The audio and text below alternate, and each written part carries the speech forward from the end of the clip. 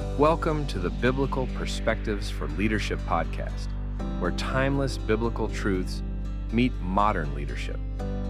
We are thrilled to have you join us on this journey of exploring how biblical principles can guide us in leading with wisdom, integrity, and purpose. Whether you're leading in the church, your workplace, or your community, this podcast is designed to inspire, challenge, and equip you for the road ahead. Let's dive into today's conversation and discover how Scripture shapes the way we lead.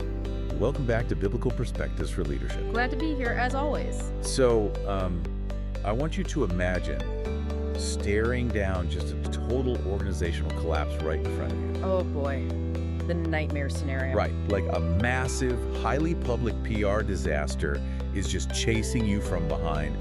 Your heart is hammering, your team is in absolute panic mode, and, every instinct as a leader is screaming at you to scramble. Yeah, to just do something. Exactly, to do something, anything to fix it.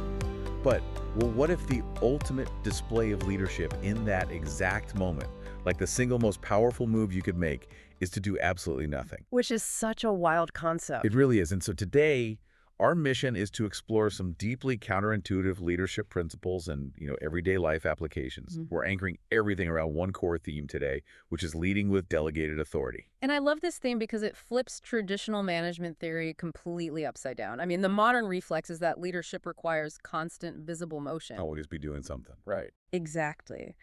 But the material we are diving into today challenges that assumption at its very foundation.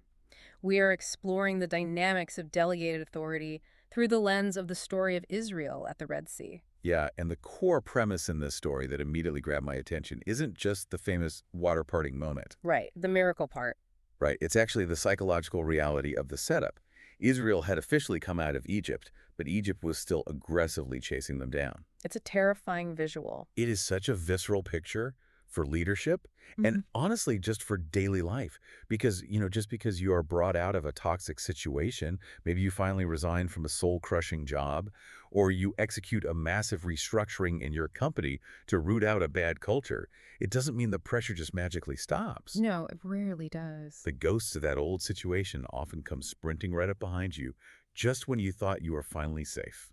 And that paradox is where so many leaders just completely break down, because deliverance is rarely just a physical exit from bondage. Oh, that's a good point. What this story forces us to recognize is that deliverance is largely about the mental conditioning. Learning to trust when your new freedom actually feels terrifying. Right, because human nature says a breakthrough should feel good. Exactly. Human nature dictates an expectation that when a massive breakthrough happens, the environment should immediately feel calm and secure. But the main thought presented in this material is that God does not always remove the pressure immediately. Right. Instead, he prefers to reveal his power right in the center of that pressure cooker. And that pressure cooker is perfectly captured in the text. I mean, we see this tension just boil over in Exodus chapter 14, verses 13 and 14. Yeah, and analyzing the sequence in Exodus chapter 14, verses 13 and 14 really breaks the conventional playbook for managing a crisis. Oh, totally. Because to put you in the shoes of the leaders on the ground, they are staring at an impossible geometry. Completely boxed in. Right. They lack weapons. They have zero military infrastructure. There's an impassable body of water blocking their advance. And, oh yeah, the most elite military force in the ancient world is closing the distance right behind them. So the panic makes sense. Exactly. Panic is not just a feeling here. It is a completely rational assessment of the data. And yet, Moses issues 3 instructions that sound, frankly, borderline delusional. Yeah, they really do. He says, "Fear ye not, stand still and see the salvation of the Lord." Okay, let's unpack this because my brain kind of short circuits here. Sure. In a modern crisis, whether it's a market crash or a family emergency, our instinct as leaders is to take decisive action. Action feels responsible. Inaction feels like negligence. So how on earth do you tell a terrified team or even your own racing mind to just stand still? Well, you're touching on the fundamental friction between human self-preservation and spiritual authority. Let's break down the mechanics of those 3 commands for everyday life, starting with fear ye not. The material highlights that fear is very real, but it is deeply unreliable as a decision-making tool. Fear is fundamentally a projection. Wait, a projection? What do you mean by that? I mean, it takes the data of your current vulnerability and projects a catastrophic final outcome. It tells you the situation is fatal. Oh, wow. Yeah. Faith doesn't deny the chariots are there, but it reminds you who actually holds the final word over the outcome. Right. So the practical tip here for you as you navigate your own leadership bottlenecks is to force a pause before you react.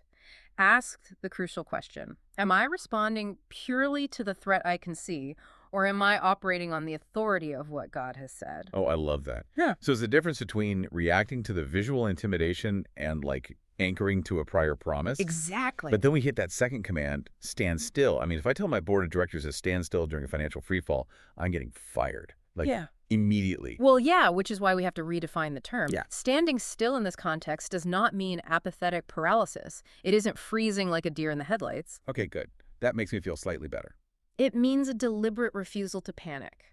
It is a conscious choice to stop manipulating the situation, to stop firing off impulsive emails, and to refuse stepping outside of the right will just to relieve your own internal anxiety. So you're basically bracing yourself. Yes, exactly. You stand still so that when you finally do move, your next action is directed by purpose rather than pushed by terror. Directed by purpose rather than pushed by terror. Wow. I think every leader needs that taped to their monitor. It's powerful. And that sets up the third piece, see the salvation. Because if you haven't braced yourself, you're going to miss the actual rescue because you're too busy trying to engineer it yourself. Right. And the theological insight embedded in the material is that salvation, meaning deliverance or rescue in this scenario, is exclusively God's work before it requires our response. Oh, that's so true. We always want to be the hero. We really do. We want to be the heroes of our own turnaround stories. But the everyday application is a humbling reality check. Some battles are simply too big for your hands. Yeah. Your strategic planning cannot solve them, but they are never too big for God's hand. But the stillness does have an expiration date, right? Like you can't stand on the shoreline indefinitely. No, absolutely not. And that brings us to the pivot in the narrative, which is found in Exodus chapter 14, verses 15 through 18. Right. The shift that occurs in Exodus chapter 14, verses 15 through 18 is where the internal posture becomes an external reality. Because God essentially interrupts Moses. Yeah. He asks him why he is crying out and changes the directive entirely. He tells Moses to speak to the children of Israel so that they go forward. Right after telling them to stand still. Exactly. After just telling them to stand still. What's fascinating here is that this is not God changing his mind, nor is it a contradiction of verse 13. It is a necessary progression. A progression, okay. Standing still is the mechanism that prepares your heart. Stepping forward is the mechanism that proves your faith. Once the panic is neutralized, movement is required. And this is the exact moment where the theme of our deep dive leading with delegated authority takes center stage. Because God instructs Moses to lift up his rod and stretch his hand over the sea. Right. Let's think about the absurdity of that for a second. Moses is holding a piece of wood. He doesn't possess the molecular power to manipulate an ocean. Not at all. But he has access to God's power through that specific assignment. That is the core mechanism of delegated authority. I mean, think of a mid-level manager executing a directive from the CEO. Yeah. The manager doesn't personally have $50 million in their checking account to fund a new initiative, right? Right, of course not. But their signature on the contract carries the full weight and backing of the entire corporation. They aren't the source of the capital. They're just the conduit. That is a brilliant way to conceptualize it. For Moses, the physical instrument of his delegated authority was a shepherd's rod. But for you, operating in your daily life, the tool of your authority looks different. It might be a budget you need to finally approve. It might be a boundary you need to set with a difficult client. Or, it might be an apology you need to offer to repair a fractured team. Oh, that's good. The psychological hurdle is feeling like you need to have the power to fix the whole problem yourself before you use the tool. But delegated authority requires you to just do the next faithful thing that has been placed in your hand. Wow. You do not need to see the entire roadmap to take the next step. That relieves an unbelievable amount of executive fatigue. I mean, leaders burn out because they think they have to engineer the miracle. They really do. We don't. We just have to exercise the authority we've been granted over the very next step. Stretch out the hand, make the difficult phone call, send the restructuring email. And we must understand the theological why behind this dynamic, too. Like, why does God allow the situation to degrade into such an impossible bottleneck in the first place? Right. Why not just avoid the Red Sea entirely? Exactly. God explicitly states that he will get honor over Pharaoh. Deliverance is ultimately engineered for his glory, to definitively prove that he alone is Lord. Uh, If Israel had possessed a standing army, if they had outflanked the Egyptians using clever tactical maneuvers, the narrative would have celebrated human ingenuity. oh, 100%. They would have written books about their strategy. They would have praised their own military brilliance for generations. Sometimes a situation in your life becomes so thoroughly impossible so that no human being, especially yourself, can take the credit for its resolution. So the impossibility is quite literally the prerequisite for the authority to be validated. Yes. And while Moses is internally stepping into that authority and raising the rod, the external environment is undergoing a massive dramatic shift. Let's examine Exodus chapter 14, verses 19 and 20. The environmental shift is critical, and we see its full effect by including verses 21 and 22. Looking at Exodus chapter 14, verses 19 and 20, alongside verses 21 and 22 reveals a masterclass in divine logistics. Yeah, the imagery is absolutely cinematic. You have the angel of God and the pillar of cloud, which had previously been out in front of the Israelites leading the way, suddenly picking up and relocating to the rear. Right. It places itself directly between the vulnerable Israelites and the advancing Egyptian military. It demonstrates a highly responsive dynamic of divine presence. God's presence changes position based entirely on what the situation demands. Oh, that's fascinating. When the primary need was direction through the wilderness, the presence was in the front. But the moment the primary need became protection from an existential threat, the presence moved to the back. Wow. And notice the dual functionality of that cloud. To the Egyptians, it manifested as thick darkness, paralyzing their advance and throwing them into total confusion. But simultaneously, it provided illumination to the Israelites. That is wild. It is a profound theological statement showing God operating simultaneously as savior to the oppressed and judge to the oppressor. Here's where it gets really interesting, though. Moses stretches his hand, the wind drives the sea back all night, and the waters are divided. But they are only divided, right? They are not removed. Right, they're still there. If I am an Israelite standing on the muddy shore, and God is already doing a miraculous intervention, my question is, why leave the terrifying, towering walls of water on my left and my right? It's a fair question. Right? Why not just evaporate the sea entirely, or instantly teleport the nation to the other side? Why is it so structurally important that the obstacle remained, but merely opened up into a corridor? It is the difference between escapism and transformation. God does not need an obstacle to vanish in order to deliver you. In fact, he often prefers it to remain. Really? Yes. The very sea that represented a fatal blockage to Israel's progress became the exact pavement they utilized to escape. Oh, wow. The Apostle Paul provides retroactive commentary on this centuries later. He connects this specific moment to the imagery of baptism in 1 Corinthians chapter 10, verses 1 and 2. Right, Paul's analysis in 1 Corinthians chapter 10, verses 1 and 2, really reframes the entire crossing from a simple escape route into a deeply spiritual transition. Because baptism represents the death of an old identity and the resurrection of a new one, Paul recognized that passing through the intimidating structure of the water was a necessary psychological and spiritual separation from an old life of slavery. Oh, that makes so much sense. They couldn't just magically arrive on the other side. They had to walk through the waters to leave their enslaved identity in the mud and step into their new identity as a free nation. The obstacle was the instrument of their transformation. Exactly. For you, listening to this right now, think about how aggressively we pray for our resistance to just disappear. We want the toxic person transferred, the market conditions to instantly rebound, the sickness to vanish overnight. We want the easy way out. Always. But we have to stop assuming that the presence of heavy resistance means God is absent from the situation. The better question to ask is, are you removing this obstacle? Or are you trying to teach me how to walk through the middle of it? Such a crucial shift in perspective. God specializes in using yesterday's deepest intimidations as the foundational material for tomorrow's testimony. But, you have to actually walk through the intimidating corridor to get the testimony. You can't bypass it. And going back to that cloud moving behind them, this brings up the concept of our blind spots. As a leader, you don't always know what protections are hidden behind your back. No, we really don't. You get so hyper-focused on the terrifying walls of water looming on your left and right, you don't even realize there is a divine blockade intercepting threats from your past before they can destroy your present. The concept of hidden protection is profoundly stabilizing for anyone who feels exposed. You might be losing sleep over the treacherous path ahead of you, but you remain completely unaware of what has been restrained, delayed, or systematically dismantled behind you. That's incredibly comforting.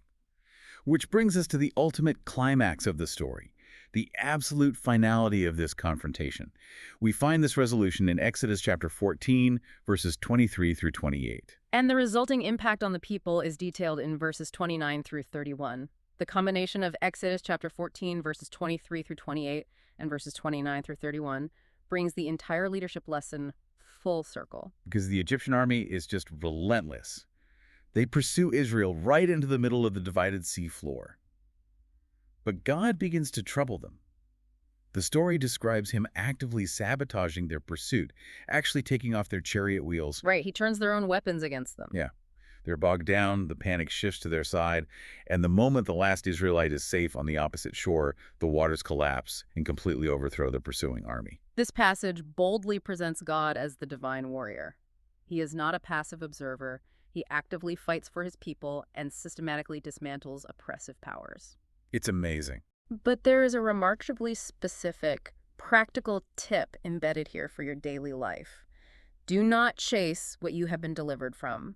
And perhaps more importantly, do not go back to inspect a defeated enemy. Oh, that strikes a very uncomfortable nerve. Mm-hmm. Do not go back to inspect a defeated enemy.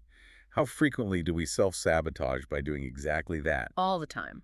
We survive a brutal season, we finalize a difficult divorce, we exit a manipulative business partnership, and instead of walking forward into our new freedom, we live looking in the rearview mirror. Yeah, exactly. We stalk their social media, we obsess over what the old company is doing without us, we mentally rehearse the arguments we already won. Well, it is a trauma response. You become so accustomed to the conflict that the absence of it feels strange, so you go looking for it. Oh, wow. That is so true. But Israel did not set up a permanent encampment on the eastern shore to gloat over the wreckage or investigate the remains of the chariots. They had a wilderness to cross and a promised land to reach. Right, they had to keep moving. You have to internalize the reality that some closed doors, particularly the dramatic ones, are actually forms of severe protection. You must leave them closed. So what is the ultimate ROI on all of this? Like, what does this mean for the people who actually live through it? Yeah. Because the material notes that immediately following this massive deliverance, the people feared the Lord and believed the Lord and his servant Moses. If we connect this to the bigger picture, the true goal of deliverance becomes crystal clear. The ultimate objective was never just a physical evacuation from making bricks in Egypt. Right? The goal was reverence. The crisis and the subsequent rescue served to unequivocally validate Moses' delegated authority to the exact people he was mandated to lead. It proved he was the real deal. Exactly. It constructed a rock-solid institutional foundation of trust based on publicly revealed faithfulness, not just visionary optimism. Yeah, it wasn't Moses doing a trust fall exercise at a corporate retreat. It was, look at the impossible waters we just walked through. Look at the absolute authority that was just demonstrated on your behalf. Exactly that. Deliverance fundamentally becomes discipleship. When you, as a leader, navigate a severe crisis through the exercise of delegated authority and faithful obedience, the people watching you, your staff, your children, your community, they don't just see a solved logistical problem. Right. They are handed a tangible reason to deeply trust your leadership moving forward. The crisis was the crucible that forged their willingness to follow you into the next phase. That ties the entire narrative together beautifully. As we wrap up this deep dive into the material, I want to distill these massive concepts into actionable steps for you. Please do. When you are operating that intense pressure cooker, when the ghosts of Egypt are chasing you, and an impassable sea is blocking your progression. First, force a pause before fear dictates your decisions. Fear is incredibly loud, but it is notoriously bad at predicting the final outcome. That's step one. Second, pick up your rod. Use your delegated authority to take the next practical step, even if you can't see the whole map. Third, find peace in the hidden protection operating in your blind spots. And finally, look for a path through your obstacles, rather than passively waiting for them to evaporate into thin air. And to add one critical piece of ongoing homework to that list, you must aggressively document your victories. Oh, that's good. When you finally make it to the other side of your current crisis, write it down. Tell the story to a mentor or a colleague. Let the Red Sea you just crossed become the undisputed historical evidence that you rely upon when you enter your next wilderness. Because there will always be another wilderness. Because leadership guarantees there will be another wilderness. But if you document this victory, you will enter the next challenge with a proven, unshakable trust. Let your deliverance become your discipleship. As we close our time today, we'll leave you with one final provocative thought to wrestle with. Think about the absolute biggest obstacle you are facing in your leadership or your personal life right now, the exact issue that is keeping you awake at night, looming over you like a terrifying wall of insurmountable water. If that very obstacle isn't actually there to destroy you, but is in fact the precise material God has orchestrated to build your ultimate testimony and validate your authority, well, how does that change the way you step forward into it tomorrow? Thank you for joining us on the Biblical Perspectives for Leadership podcast. I hope today's insights have encouraged and equipped you to lead with faith, wisdom, and purpose. Remember, the greatest leader of all time taught us that true leadership is about serving others. If you enjoyed this episode and podcast, be sure to subscribe, share it with others, and leave a review. It helps us reach more people with these transformative truths. Until next time, keep leading with grace and walking in purpose.